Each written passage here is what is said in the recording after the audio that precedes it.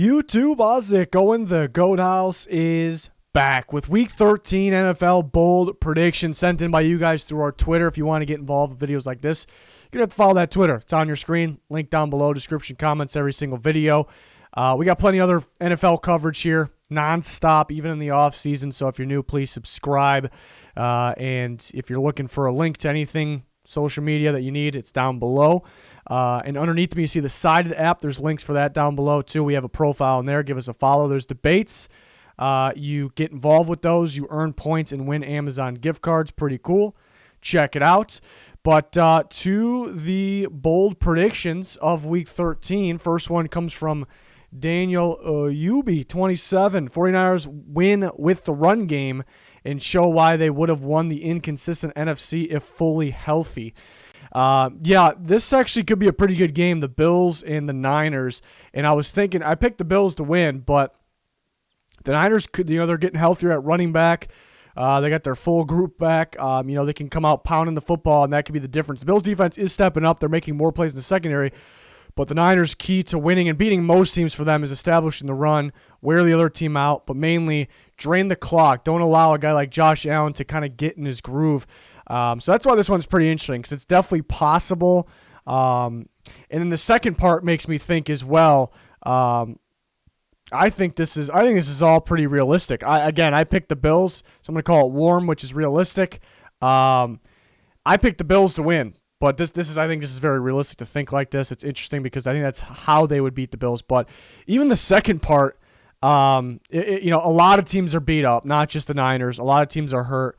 But, I'm thinking about if everyone was healthy, if every NFC team was healthy, fully healthy, which is not how it works. It's football. But the Niners would be clearly the best team in the NFC, you would think. There's a lot of good NFC teams, but no one's that top tier. Nobody really feels like a dominant, Super Bowl winning team. I mean, they can win it, obviously. There's a lot that are capable of going, but it feels like the Niners, if they're fully healthy, along with a lot of other teams, could be much, much better. So interesting to think about.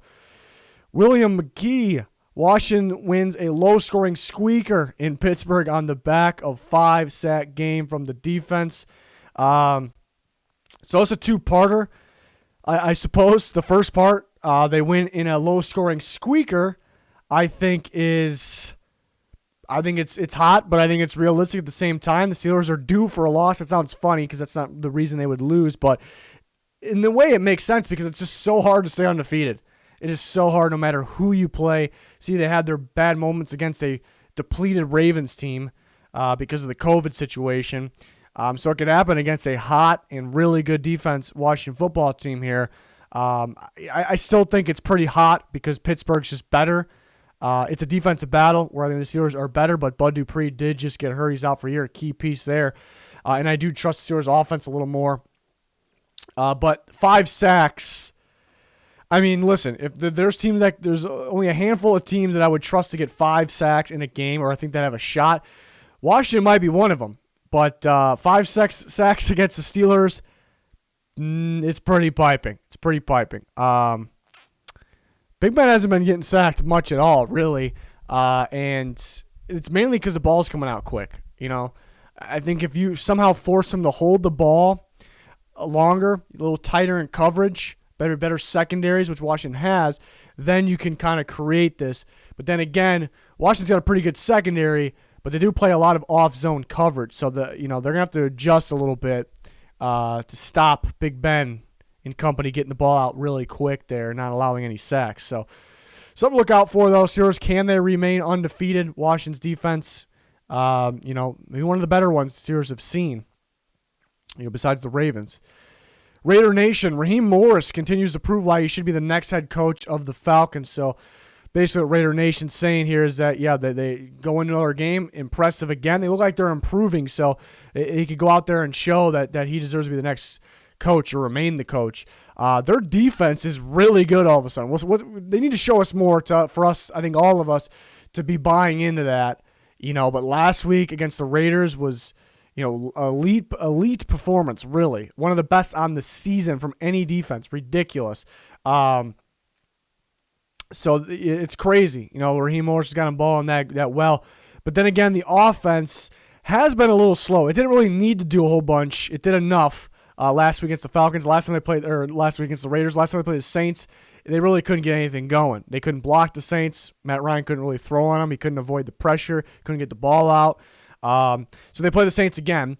So they're going to have to get some more offense going. The defense looks great. It's going to be a tough decision for the Falcons, too, because, man, do we want to go away? Because obviously Morris has something to do with getting this defense going. We want to go away from this because the defense is looking good, but it's an offensive lead. The offense needs to be on its game. So I guess it's to be determined there. But to answer the question, I think it's pretty hot to think that,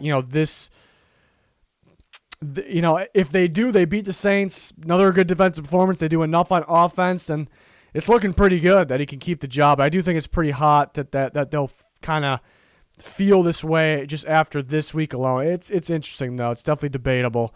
Nathan, Eagles established the run early and beat the Packers. I thought this was interesting, too, because I picked the Packers, but I talked about this game can be closer than a lot of people think, and I think it will. But at the same time, there's a part of me that, back of my mind thinks it could get out of hand. The Packers could beat them up. And that's if the Packers don't allow the Eagles to establish the run game early. That being the Packers start with the ball, they go and score. The Eagles fail, maybe a 3-and-out, which is very possible. Packers go and score 14-0, just like that. And the Packers start rolling clock. The Eagles aren't really able to get the run game going. That's very possible. But they got to come out and they got to pound the football. They got to get Miles Sanders going. They really have to get him, not just Sanders, just anybody, whoever you got in the backfield at the time, get him going, because that's what you need to do, because the passing game is really not working. But that's what you need to do specifically against the Packers. This run defense is a contender. It's a damn good football team. This run defense is terrible. It's bad. They're giving running backs these giant holes constantly. So they got to come out. They got to pound the football, and if they do that, and they do it at a very high level where they're scoring, they're getting 7 points at the same time, a draining clock, not letting Rodgers kind of get in his groove, which it's not often, but we've seen it here and there, even like in the Jags game, surprisingly. They didn't really have to kind of get in their groove in a game like that, so maybe that was it. But, this is possible. Eagles could do it. I think it's hot, but it's realistic because there's a reason. And the Eagles' defense, I think, it could be better, but I think it's better than maybe what people to think. People probably label it bad. They stop the run. They're gonna try to take away Aaron Jones. I'm not saying they're going to succeed at that, but if they do, they slow him down. They can focus on the pass game. So I think the defense could be a factor as well in this game. So it's definitely realistic. Same time being a little bold. James Taysom Hill has more rushing yards and touchdowns than passing yards and touchdowns against Atlanta. Last week he had 70 or so passing yards, something around there. And that was against the Broncos. Didn't really have to throw the ball a whole bunch. They were going to win with their defense running the ball. They could do the same thing against Atlanta again. This is possible. I think I'm debating between. It's realistic. I'm going to call it hot still, though. Realistic hot here because do they really run him that much where he gets that many yards? I think he's going to have more rushing touchdowns than passing touchdowns. I think that's definitely realistic. But are they going to run him in the open field enough to rack up those yards? It's more likely as more passing yards and rushing yards, but it'd probably be close. It's real. It could happen. Could happen. Nick Bell, Cam will throw for less than 100 yards again. Or last week he threw for like 100 or 84 yards and beat the Cardinals. So he throws for less than 100 yards again and beats the Chargers. I think this is. It's tough. I'm going to say it's hot. I was going to call it realistic. I'm going to say it's hot. It's definitely possible. Because they can beat the Chargers running the ball with their group of running backs. Remember, they got Sony Michel back, but I do think Damian Harris, James White probably come first. And then Cam running. They can win doing that. But I think it's a little less likely because the Chargers are going to, and the Patriots defense will have their good moments against the Chargers, against Justin Herbert, but the Chargers are a team that are still going to make those big plays and get points. So I think you're going to have to do a little more. They're going to score them more than 17 points, what the Cardinals did.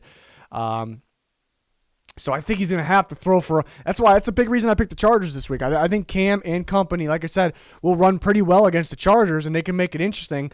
But the Chargers will score. I think he's gonna have to throw a pretty solid game over 100 yards to beat the Chargers.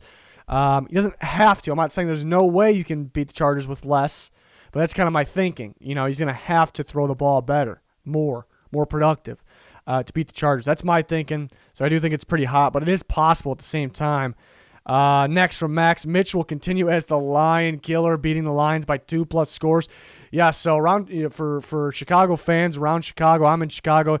It's a well-known thing that Mitch Trubisky is the Lion Killer. He continues to beat the Lions. I do think it's a lot of defense, though, and other play beating the Lions, not just Trubisky, but he has. That's kind of been known as the games where he plays a little better is against the Lions. So he's kind of known as the Lion Killer. Beats up the Lions a bit. They could definitely beat the Lions. That's a 50-50 game in my opinion. It looks like both teams will be missing some key guys. It's a 50-50 game. I don't think I'm gonna call this hot because I don't think they win by 2+ scores. Well, I guess 10 points is pretty realistic. I was kind of just thinking more because the plus. Maybe it's a little more realistic than that. If it's 10 points, I guess it's a little more realistic. It's going to be tough. I think the Lions got to play.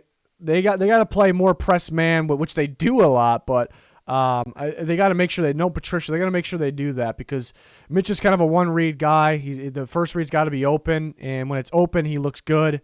When it's not, it does not. But that's usually a quick read. Ball comes out quick. If you play press man, there's not going to be that much separation that quick. But do the Lions have the pass rush to be able to play press man? That's kind of the question there. You should be able to have a decent game, and they can definitely win. They can win by 10 points, which is 2 scores, touchdown, and a field goal there. So I think it's realistic. I think it's a tight game. I think it's a squeaker either way. It's kind of my feeling on that one. Seahawks Galaxy. Seahawks keep up their defensive success and hold the Giants at 10 points and sack Colt McCoy 10 times. Let's start with that last one. You're out of your mind with the 10 sacks. They'll get after Colt McCoy. They'll definitely get after him. Jamal Adams trying to go for that single-season sack record for a defensive back. I believe he needs 2 sacks, and then he has the record, 1.5, and he ties it. So that's pretty interesting. I think he'll get it. I think there's enough games left. He might be able to get it in this game. 10 sacks is ridiculous. They're going to get some sacks. They're going to get quite a bit probably. That's ridiculous. That's pretty piping. But the first part, I think, is pretty damn realistic. I think they seem like they're improving. It's tough to tell if they're actually. I mean, you could tell they look better. Everyone's playing better. Everyone's there's more chemistry involved. Everyone in the right spot at the right time. More of that for the defense. So they're improving.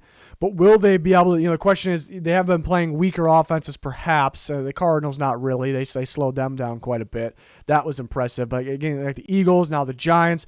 So the question will be, will they be able to do it against teams like the Packers? I mean, I'm just throwing out, you get my point, NFC contenders there. So that's a different question. But they are improving. So I do think they keep up their defensive success in this week. And I think 10 points is pretty realistic, actually, with Colt McCoy back there. Yeah, I think it's pretty realistic. It very well could happen. Marcel Kaltenbacher. Dalvin Cook and James Robinson will combine for over 300 rushing yards and 4 touchdowns. So the Vikings play the Jags. Those are the 2 running backs from the teams. 300 yards, 4 touchdowns. So split it down the middle. So each got to get 150, somewhere in the ballpark, obviously. And each got to get 2 touchdowns. This is a pretty good one. That sounds like it's crazy. I think we expect Dalvin Cook to get even 150. He had well under 100 last week against the Panthers, but I think he really gets going against the Jags. This sounds crazy because both guys got to get 150 or in the ballpark to equal 300. In the 4 touchdowns part, Dalvin Cook's been a touchdown machine. I think it's not much asking for them to each get 2 or Dalvin Cook to get 3 and Robinson to get 1. The problem is, James Robinson can be very effective against the Vikings, no doubt about it. But, the Vikings being a little more explosive on offense, being the better team in general, are they going to get a lead where the Jags can't really run the ball because the clock is the problem? That's kind of the problem with this. Is Robinson going to have to get shut down earlier? He's going to be effective, but he's going to be shut down earlier. It's debatable. I mean, it could go either way. They may be back and forth running the ball for touchdowns, back and forth still in the game. It sounds crazy, but I still think this is realistic. It's hot because a lot needs to happen here. But I think 150 yards each, 2 touchdowns each, that's not that, when I put it that way, it sounds like it's pretty realistic. But again, things need to happen where either team really can't get down, where they can actually be able to run the ball still. It's going to happen to both teams. They became one-dimensional because they didn't want to run the clock anymore. They had to try to come back. So that's kind of the obstacle we got to get over with this one. But that's an interesting one to think about. It sounds crazy. It's a lot needs to happen, but it's very doable for 2 solid running backs there. But that is going to wrap up the bold predictions for this week. Follow our Twitter, get more involved. We're also constantly talking about the NFL during live games on the Twitter. So check that out, link down below. Smash that like button if you enjoyed it. Subscribe. Be much appreciated. Full NFL coverage here at the Goat House. But that's going to do it for this one. Thanks for watching. Goodbye.